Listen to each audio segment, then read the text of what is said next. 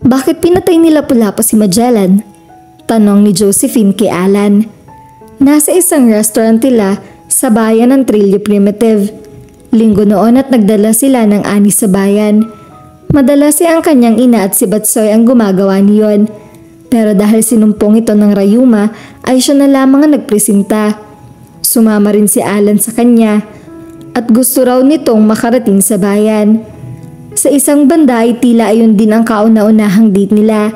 Ang dapat na chaperone nilang si Batsoy ay nagpaalam na maglalaro sa bagong tayong video arcade.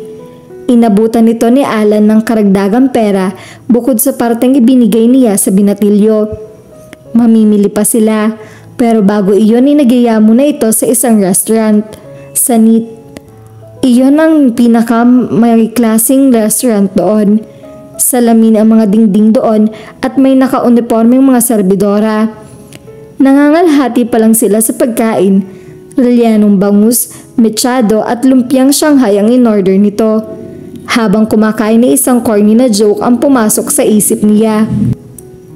I hate to admit it, but I flunked my history subjects. Napalabi siya, saka pumalaatak. Filipino ka ba talaga? That's unfair. You're a teacher. Sus, simple lang naman ang sagot.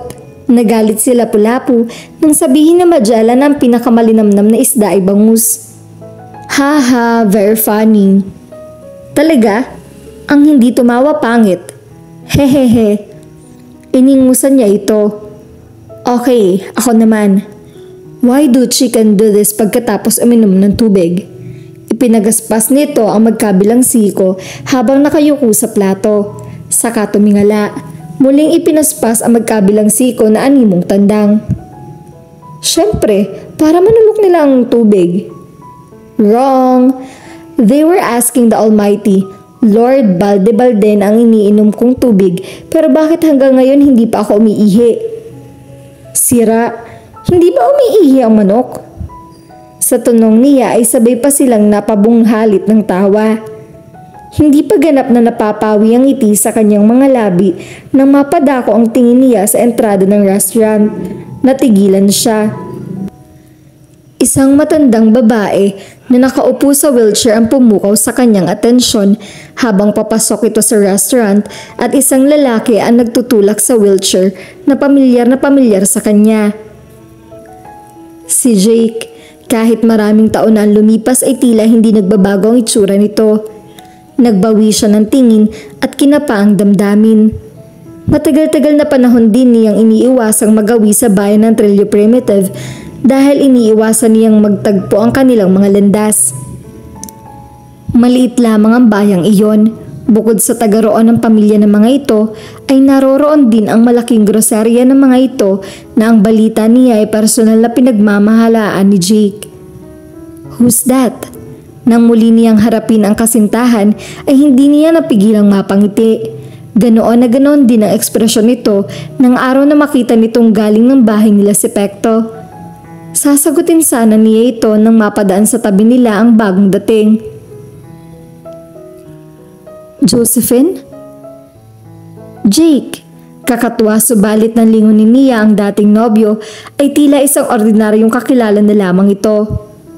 Kumusta? Ngumiti siya bago tumugon. Mabuti, ikaw? Ayos lang. Mula sa likuran nito ay nakita niya ang isang babae.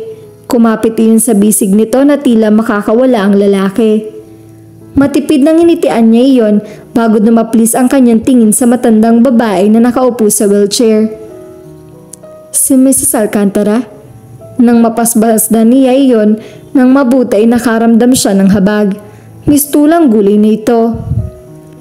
Ah, sige, dito na kami. So, that was Jake. Mukhang mama's boy. Lihim na napapatingin si Alan. Naiinis siya dahil hindi man lang siya naipakilalang nobyo ni Josephine rito. Galit ka? Lalo nagsalubong ang mga kilay niya sa tanong nito. Nakalabas na sila ng restaurant at kasalukuyan naglalakad patungo sa pamilihan. Huy!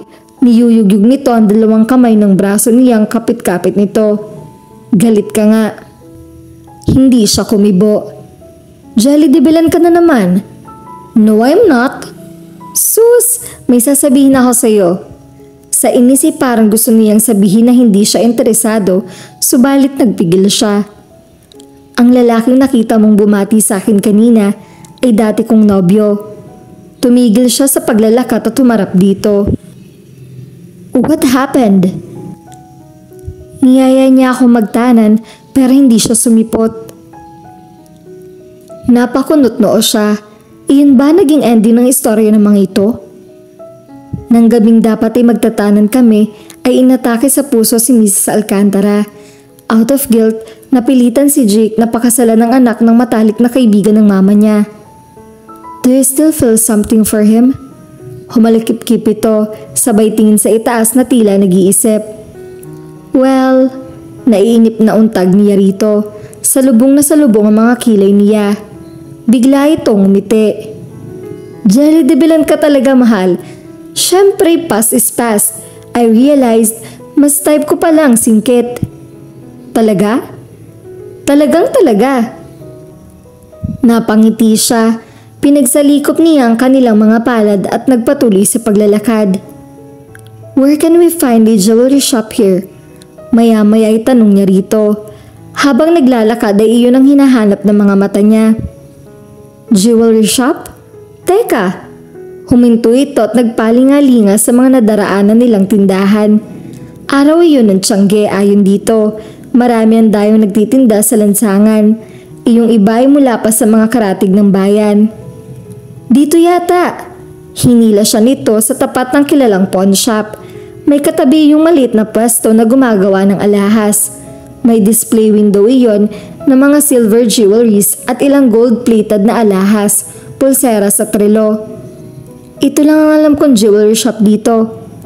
Sinuri niya ng maigi ang mga alahas sa display window. May nalalaman siya sa pagkilatis ng totoong ginto. Mahilig sa alahas ang kanyang ina at kapag naglalambing ito ay siyang madalas nitong kasama sa mga jewelry auction at sa paborito nitong jewelry maker. Can I see this? Itinuro niya ang isang simpleng white gold band na may 3 brilyantos. Inilabas iyon ng sales clerk. Semi-precious stone ang mga bato bagaman ang white gold band ay kalidad. Give me your hand. Ha? Hindi na niya ito hinintay. Kinuha niya ang kaliwang kamay nito at isinuot sa ring finger nito ang singsing. Perfect! Ito po yung kapares niyan, sir. Tila nasisiyahang inilabas ng sales clerk ang katulad na singsing. Here, put in my hand. Hindi siya mahilig sa alahas maliban sa mga mamahaling relo. Pero ang singsing na iyon ay natitiyak niyang mananatili ng matagal sa kanyang daliri. Nanginginig na kinuha ni Josephine ang singsing at isinuot din iyon sa kanyang palasingsingan. Huwag mong huhubarin yan, wika niya rito. Parang maiiyak na tumango ito. Sa mainit na bugso ng damdamin ay kinabig niya ito at masuyong hinagkan sa sentido. I have a confession to make. Pagbulong niya ni Rito. Ano? Binayaran mo na niya ang pares ng singsing bago niya ito niyayang umalis. I lost your earring. Mula sa secret pocket ng suot na pantalon ay inilabas niya ang hikaw na hanggang sa mga sandaling iyon ay hindi pa rin niya natatagpuan ng kapares. Here's the other earring. Yung isa nahulog sa silong. Iyon bang hinahanap mo sa silong noong... Hindi niya natapos ang sinasabi at mabilis itong pinamulahan ng mukha. Yes, pinakailaman mo ang lamang ng jewelry shop box ko. Bahagyang naningkit ang mga mata nito. Guilty, nakawingin sabi niya. Pakiramdam niya anumang sandali ay makakatikim siya ng palo.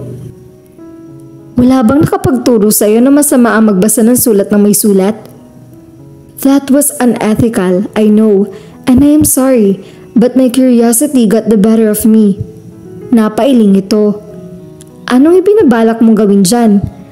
I don't know. Itapon mo na. Matagal ko na rin namang balak itapon ang lahat ng galing sa kanya. Kaso parating nawawala sa isip ko. He gave you this? It was a birthday gift. Lihim niyang napasamid. Nang may makitang pulube, ibinigay niya iyon kasama ang sukli sa biniling alahas. Somehow ay nakahinga na siya na maluwag. Ang pinangangambahan niyang pagtatapat dito sa ginawang kasalanan ay hindi naman pala ganoon kahirap. One more to go. Huwag mong isipin na absuelto ka na. Istriktang sabi nito. Gayunman ay tila nakakubling ngiti sa likod ng formal na anyo nito. Of course not, dearest. Why would I even think that? Ngumisi siya, sabay gagap sa palad nito. Naku, pasalamat ka, mahal kita. Nakatutuwang hinagkan niya ang palikod ng palad nito. Kung wala lamang sila sa publikong lugar ay maghahagkan niya ito. That will probably look good on you. Nang tingnan ni Josephine ang itinuturo ni Alan sa display window ng tindahan ng mga damit ay napangiti siya. Ang tinutukoy nito ay isang formal mini dress na may ruffled sleeve at V-line neckline. Mukhang mamahalin niyon at malambot ang tela na may floral design. Maganda, aniya. Pero kahit may pambili siya ay hindi niya bibili niyon sapagkat wala siyang dadaluhang okasyon kung saan niya maaring isuot iyon. Tara, isukat mo. Ano?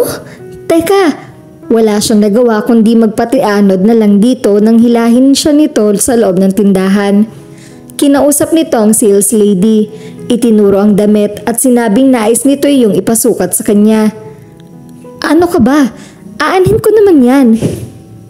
Who knows? Maybe we can find a cozy restaurant later and have a romantic candlelit dinner. Sus! Wala nun dito. Balita ko ay magandang restaurant sa Viajero. Sabad ng sales lady. Viajero Inn? Di ba parang may reputasyon ng naturang lodging inn na mas tamang tawaging motel? Tumawa lang ang sales lady. Hindi naman lahat na nagpupunta roon ay iyon ang pakay. Subukan nyo. Balita ko iba na rin nag-management na kaya marami ang nagpapabago. Titingnan namin mamaya. Sabi rito ni Alan, saka bumaling sa kanya. Come on, try it on. Napilitan siyang sumunod sa sales lady nang igiya siya nito sa fitting room. Mukhang mayaman ng boyfriend mo, no? Natawa siya.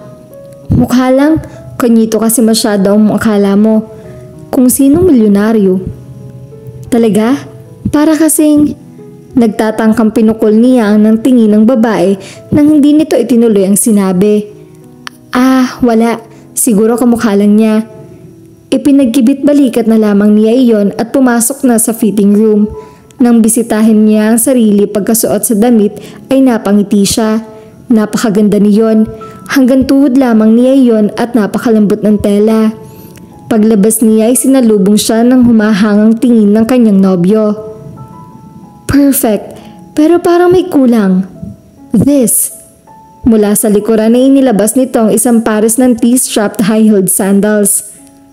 This will complement your legs. Nag-iinit ang mga pisngi niya. Naalalang minsan ay nasilip nito ang parte ng katawan niya na hindi pa nito dapat makita. Iginiya siya nito sa isang upuan at saka ito lumuhod sa kanyang harap. Mistula siyang si Cinderella na sinuotan nito ng sapatos. You have got the sexiest pair of feet that I ever have seen in my lifetime. Bola. Ngumiti ito at pakudlit siyang hinagkan sa mga labi. Paalis na sila ng shop, bit-bit ang kanilang mga pinamili nang tawagin siya ng sales lady. Sa pag-aakalang mayroon siyang naiwan ay bumalik siya sa loob. Bakit? Palagay ko ay kilala ko na kung sino siya. Heto maipinakita ito sa kanyang isang glossy magazine. Out of curiosity ay tiningnan niya iyon. Pagkatapos ay natigilan. Ang ngiti sa kanyang mga labi ay unti-unting nabura. Alan Watanabe, one of the most sought after bachelors in town. Pwede ko bang hiramin? Sige, sayo na lang. Pasensya ka na, mukhang hindi mo alam. Tumangulang siya at parang namamanhid ang kaloobang ibinilot ang magazine upang hindi yun makita ni Alan. What's that? Tanong nito paglabas niya. Wala.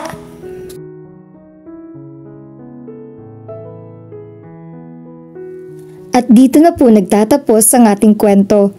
Sabay-sabay po nating abangan ang susunod na kabanata. Maraming salamat po. God bless and stay safe.